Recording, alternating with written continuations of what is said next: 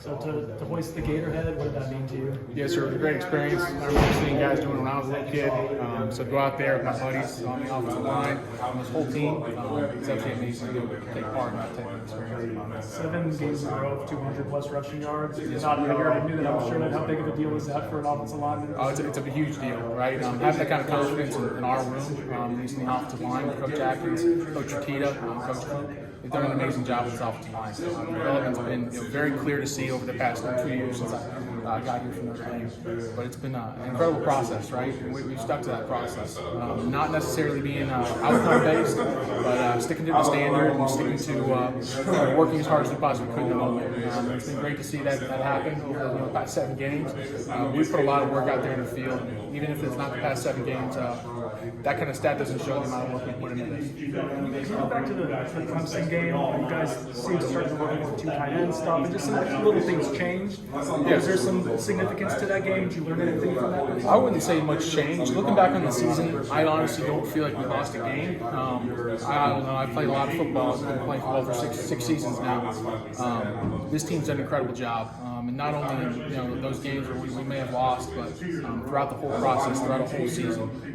It's been amazing to be part of an offensive line that only had to play 6, maybe 7 guys throughout a season. Having that kind of continuity, having 5 guys see through one set of eyes, and having that consistency on a day-in, day-out basis was a great experience for me. I know the coaches definitely taking advantage of that kind of continuity. Well, you mentioned it was process-based, and the process produced 9 wins. Just talk about what it's been like for you personally to be a part of bringing this program back to where it wants to be, and what you've seen of the growth of this program since you got here. I know it's been tough, and even in my experience up north, when you have a season, a non, quote unquote winning season, it's tough to see that progress. It's tough to see those actual steps, the more touchdowns, 200-yard plus games. But this isn't an outcome-based process. That's what Coach Norvell preaches every day. That's what Coach Atkins preaches every day. It doesn't matter if we rush for 10 yards or 200 yards. We're going to come to practice and work the same way every week. There's never too high or too low. We're always trying to stay even-keeled in the middle. But I'm really, really proud of how this team worked over a season. But to see that consistency, to see that outcome start to happen as we work towards that final goal of winning those games, and those big games we had this season, it's been amazing to see that process. And incredible, especially for the guys on this team and the fans of Florida State football, to see that process start to unfold a little bit. You've had the advantage point to work with different offensive line coaches. What makes Coach Atkins and Mike Jones?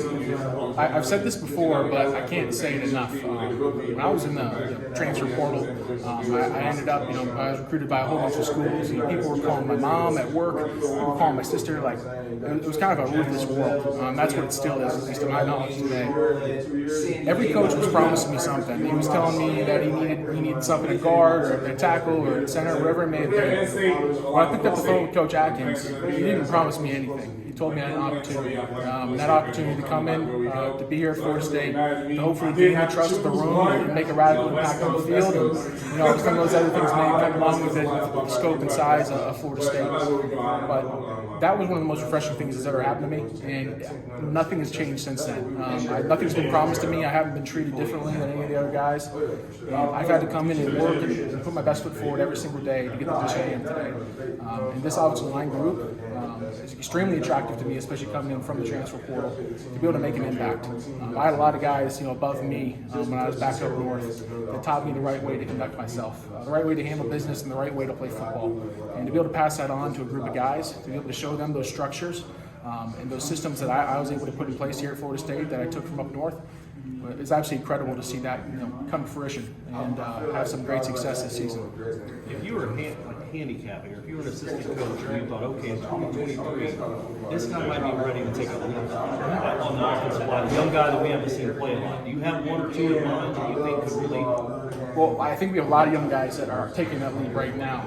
Right now, we're in kind of a transition period. As you can see, we're wearing these kind of skelly-type pads. The younger guys are getting a lot more reps during practice and drills, and even right now they're doing some live periods. So this is a great opportunity for them to showcase what they put in over the season. It doesn't matter if those guys were part of the 2D or even some of our players that have been helping out the defense on the scout team. Back in the day, I was actually on the scout team at Notre Dame, and I ended up winning the scout team MVP, which was not the most honorable award, of course, but something I'm very proud of. So to have those guys working as hard as they have been, having this period of bowl prep allows them to showcase what they put in over the season. Not only the cut and dry football activities, what we do on a daily basis, going through the schedule, but what they've done extra. They're able to showcase them learning the offense while supporting our defense.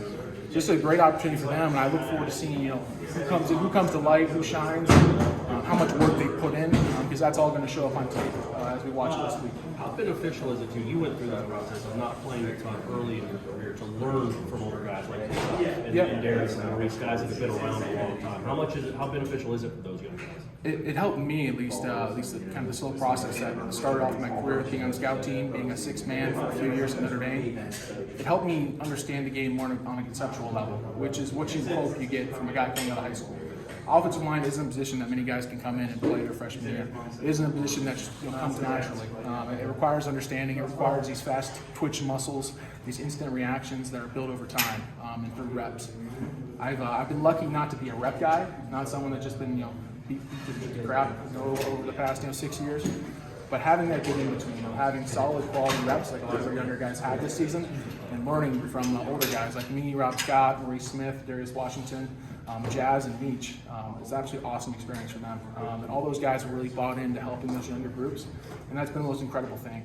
Because a lot of the times you'd see transfers coming into a program, stick to themselves, worry about themselves, and go out there and try to get theirs. But we have a culture here at Florida State that's about development. It's not only about coming in and performing and playing football and helping Florida State win football games, but it's about bringing a group together and hopefully making an impact while you're here. We're in Garden Gold.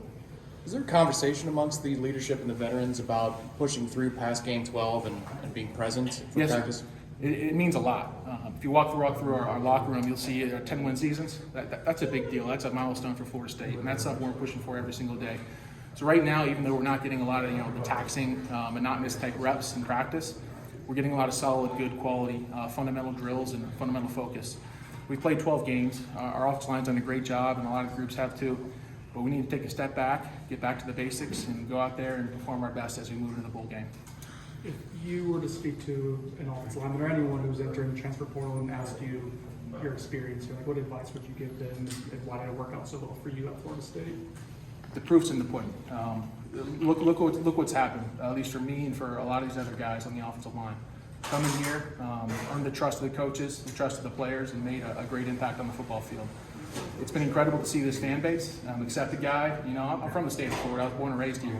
But to see them have a guy that came back to the state of Florida, how much they brought me into this culture, it's been absolutely amazing. So if you go back and just look at the position I was in, the position I am today, it speaks for itself. And really, no words could justify what kind of impact Florida State's made on me. And if you don't see that impact, then you don't fit in here at Florida State. Thanks, Dylan. Thank you, man.